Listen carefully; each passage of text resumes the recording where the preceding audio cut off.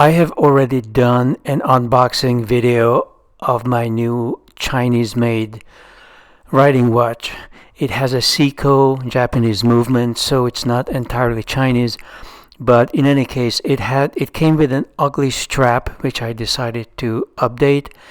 And so this video is going to be about the update and what my experience has been during the last few weeks that I've had this watch. As always, I am giving you links below so that you can check out all the watches featured in this video. So the strap is more like the color of the watch itself. I think it's much more attractive, and it is also a lot more comfortable. It is a new kind of strap, the one I've never had before. It doesn't have two parts and there's no latch on it. I think it's called a parachute strap. So what you can do is really just to tighten or loosen it and pull it off of your wrist over your hand. It's a bit I guess clumsier, especially if you want to put it on the outside of a cuff, but it works, and it's certainly a lot more comfortable than the one the watch came with. So I'm showing you a comparison here of the watch with the new strap and the way it came with the old khaki colored strap, which was heavier, clumsier, and I think a lot less attractive. And here is my new watch on the left in comparison with my older watch, the Formula 1 from Heuer. That watch cost over $1,200 on Amazon. By the way, I have checked the original pages of the manufacturers, and you are always better off getting them from Amazon. They are a whole lot cheaper, sometimes hundreds of dollars cheaper than if you buy them from the manufacturer. So the Formula 1 actually feels lighter, and it's a diving watch, so it has serious water protection as well. To my amazement, I discovered that the Boderry, the new watch, also has waterproofing, not like a diving watch, but it's certainly sufficient just in case you would get caught in the rain during a ride. I have not been able to find any weight data for the Formula 1, so I have no idea how much it actually weighs. I don't think it's made of titanium. I think it's probably a steel or aluminum housing. But despite the fact that it has a metal bracelet, it actually feels lighter.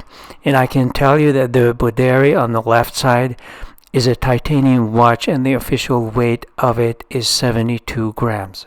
So it is supposed to be pretty light, but the Formula 1 is even lighter for some reason. The Formula 1 being over $1,200 is much more expensive. I could literally buy 12 of the watches you see on the left side from the price of a single Formula 1. And obviously one of the reasons why I wanted a cheaper watch was because I did not want to risk an expensive watch being trashed on a ride. In addition, my cheap new watch is entirely independent of any battery powering. Should the grid go down, should the battery go out of the expensive watch, this automatic watch is just a much more secure option overall. And here is a comparison of my new watch to the Seiko. My watch has a Seiko movement, but it's a Chinese-made titanium housing, and the Seiko is all Japanese-made. It's all a Japanese movement and housing. Overall, I would say the Seiko looks better. I like the fonts better, and it shows you the name of the date, not just the date itself. I also kind of like the positioning of a flat date readout rather than the angle in which it's placed on the Boderry watch. But the Seiko costs over $200, and if you go to the Seiko website, it's going to be $300. So you could buy 2.5 to 3 of my watches from the cost of a Seiko for the same movement. And Even though I think it's more elegant looking, I like the shape of it better. I just don't see the point of spending 2.5 to 3 times as much for basically getting the same thing. Another watch I considered in addition to the Seiko was the Hamilton, which is a very nice, very old company. It's very well known. It's a collectible watch. The price is roughly twice the price of a Seiko. You would be paying $430, $440 on Amazon, or if you go to the Hamilton website, it's going to be around $600. So you definitely want to go to Amazon if you're interested in this watch. I would say the fonts on the Hamilton are not as good. Even the arms are not as cool as the Seiko. It doesn't have as much information in the date. The only thing that looks better than the Seiko is really maybe the housing is a tiny bit more elegant looking. The crown is bigger and heavier. It looks more exclusive, I guess, and even a bit shinier. So, and the strap is definitely a much better strap. But I'm just not sure if you would wanna pay another $250 just for a crown that's a little bit nicer and a better strap. But that's up to you because Hamilton is a collectible old brand. So I am generally happy with the choice I made. It's a pretty cool looking watch. It did not cost much money. It's automatic, and I don't care if I trash it, if I fall off the bike, or if somebody holds me up in Manhattan or whatever.